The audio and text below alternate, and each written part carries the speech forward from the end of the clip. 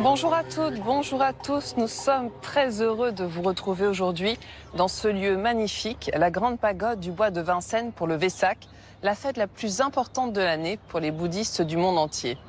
Une fête traditionnelle qui commémore à la fois la naissance, la mort et l'éveil de Siddhartha Gautama, devenu Shakyamuni, le Bouddha historique. C'est au mois de mai, et notamment à la pleine lune de mai, que se déroule cette célébration. Et c'est dans ce lieu unique que nous allons vous faire vivre cette journée exceptionnelle à travers des prières des communautés bouddhistes, mais pas seulement. Le dialogue interreligieux sera aussi mis à l'honneur avec des rencontres exceptionnelles dans le recueillement, la méditation et la prière. Bon Vesak à toutes et à tous. Je vous invite à suivre le vénérable Chandaratana qui commence la procession.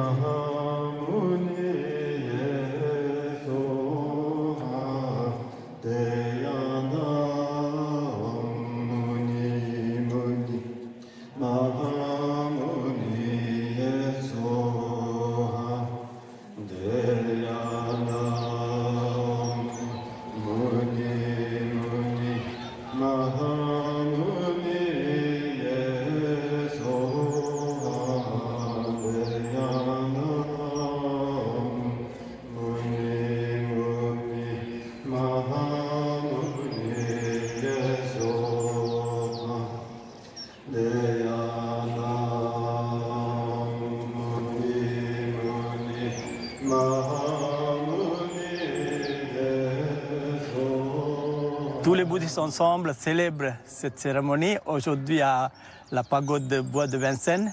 On est tous disciples du Bouddha. Même il y a des traditions Theravada, Mahayana, Vajrayana, Zen. Ça fait 4 ans que nous n'avons pas eu le temps de célébrer cette cérémonie. Alors c'est pour ça que c'est encore plus important. Et maintenant, on peut encore réunir ensemble et développer la paix et la sérénité et pour ce monde, parce que l'enseignement du Bouddha, c'est toujours pour pratiquer et développer la paix entre les êtres humains et aussi les êtres animaux.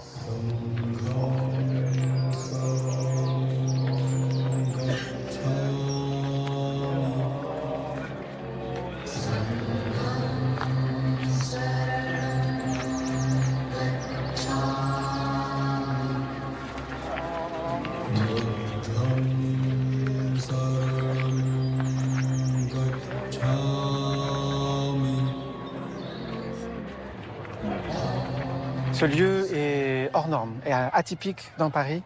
C'est l'un des vestiges de l'exposition coloniale de 1931. C'était le pavillon du Cameroun. Et aujourd'hui, c'est le siège de l'Union bouddhiste de France, mais c'est surtout le lieu pour toutes les communautés bouddhistes, pas uniquement d'Asie du Sud-Est, mais vraiment bouddhistes, de pouvoir se réunir, célébrer ensemble les rituels propres à chacune des traditions bouddhistes présentes sur notre territoire. Et également, c'est un lieu de vie, puisque ça permet à ces communautés de pouvoir se retrouver et échanger sur finalement un pays perdu, puisqu'ils sont réfugiés. Ils ont dû quitter leur territoire.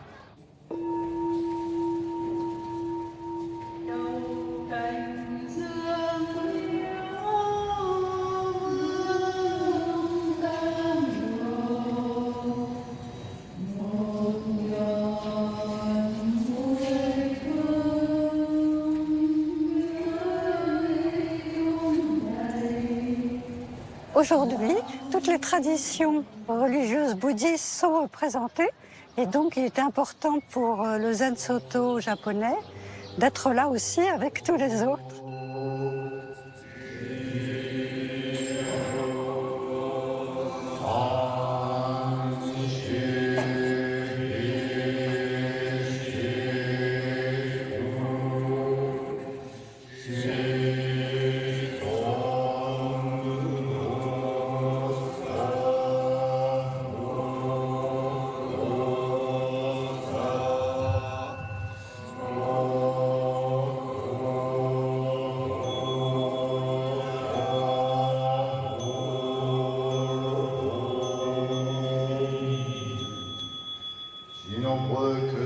tous les êtres, je fais vœu de les libérer tous. Why I came here? Because I want to share Pourquoi je suis venu ici? the festival Parce que je veux partager le Vesak together avec ceux qui sont présents who pour prier, come here célébrer Bouddha. to pray, to celebrate Buddha, so that we Et cela nous permet will be able to d'acquérir une nouvelle énergie, again une énergie pure energy pour vivre or comme un Bouddha. pure energy to live like Buddha. I have worked J'ai attendu de nombreuses années pour un dialogue interreligieux parce que les religions doivent tendre vers l'idéal d'un monde en paix. Les religions doivent apprendre à conserver un bon lien entre elles, la fraternité. Fraternity.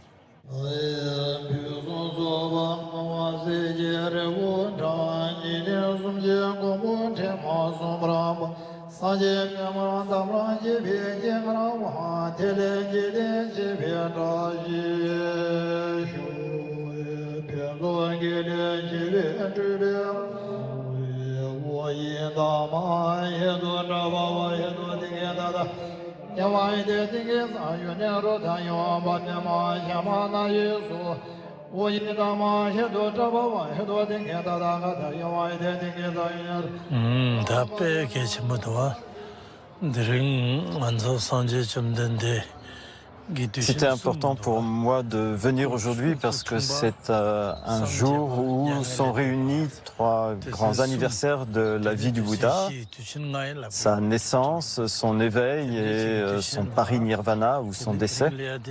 Et c'est quelque chose qui est commun à toutes les traditions bouddhistes. En plus, il se trouve qu'ici, à la grande pagode du bois de Vincennes, il y a les reliques du Bouddha qui représentent vraiment le Bouddha. Et donc d'être là en leur présence, c'est vraiment une grande chance. On a fait appel à toutes les communautés bouddhistes d'Île-de-France qui organisent le Vesak sous l'égide de l'Union bouddhiste de France. Et c'est vrai que ce sont des moments privilégiés pour nous rencontrer et puis travailler ensemble, s'écouter les uns les autres, organiser le Vesak ensemble avec nos approches différentes. Et on accueille aussi les interreligieux, nos amis catholiques, protestants, musulmans, juifs et orthodoxes aussi. Et c'est vraiment un moment formidable de partage. Et il y a un dialogue interreligieux qui se poursuit comme ça sur toute l'année.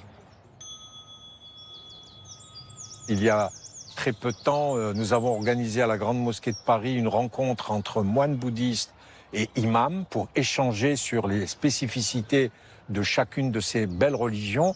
Et donc aujourd'hui, tout naturellement, le fait d'être aux côtés de mes amis bouddhistes ce dimanche, à un moment important de leur religion, et ben je suis vraiment, je dirais, comme un poisson dans l'eau avec tous mes amis. Et je trouve qu'il est important aujourd'hui de montrer dans notre pays que nous sommes dans un pays laïque, mais en même temps que les cultes se retrouvent, discutent, et surtout dans le triptyque républicain, la fraternité, elle a un sens aujourd'hui et nous la concrétisons à chaque fois que cela est possible. La France est vraiment ce terreau fertile dans lequel s'épanouissent pensées et croyances. Et les représentants actuels de l'Union montrent que les racines bouddhistes ont bien pris dans la terre de France. Et c'est donc avec un poème de Lama Trinley, ce poème qui anime chacune et chacun ici, je le sais, à ces magnifiques vers sur lesquels je voudrais évidemment conclure. Le cœur tranquille, sans distraction, l'esprit clair et vide, sans prétention, dans l'infinité de la respiration, tout concorde à la perfection. Eh bien, c'est au nom de cette perfection, Madame, qu'au nom du Président de la République et qu'au-vertu des pouvoirs qui sont conférés, nous vous faisons chevalier de l'Ordre national du mérite.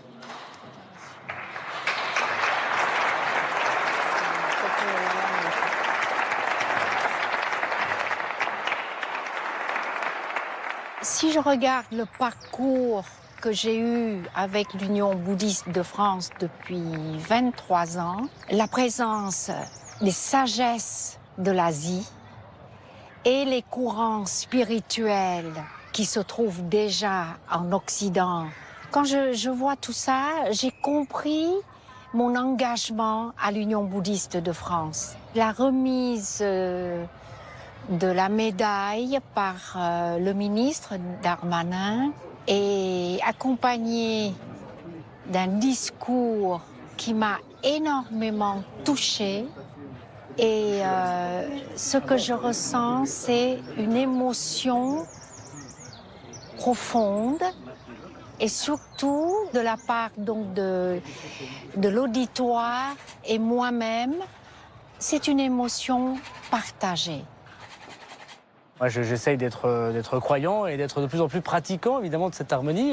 On fait tous des erreurs, on met tous de l'attention parfois. Et les religions, moi, je suis très attaché à mon rôle de ministre des cultes, sont là aussi pour montrer que non, il y a aussi de la pondération, et il y a surtout de la pondération, et qu'on arrive parfois plus rapidement au but qu'on veut atteindre par la pondération plutôt que par l'attention. Et je crois qu'il ne faut jamais perdre cet espoir que chaque homme, à un moment de sa vie, a envie de rencontrer la spiritualité. Tant mieux pour ceux à qui ça arrive très tôt. Voilà, il y a toujours un espoir pour ceux à qui ça arrive plus tard, et les religions sont là pour apporter ce réconfort, et c'est très important.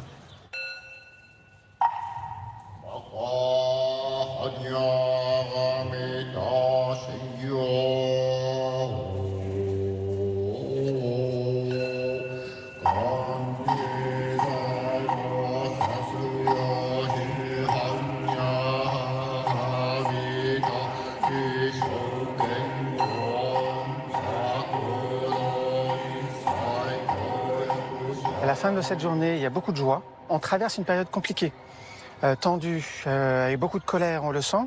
Et là, assez étonnamment, les gens sont paisibles, sont tranquilles, sont, je n'oserais pas dire zen, mais sont vraiment apaisés. Aujourd'hui, en ce lieu, à cette occasion de la fête du Vesak, que toutes les traditions religieuses soient représentées, au sein du bouddhisme bien sûr, mais toutes les traditions religieuses présentes sur le territoire. C'est un signe fort, c'est un signe, je pense, très important pour dire que oui, on peut traverser des moments compliqués, mais on peut aussi s'entendre, on peut aussi partager des choses, et on a tellement de choses en commun.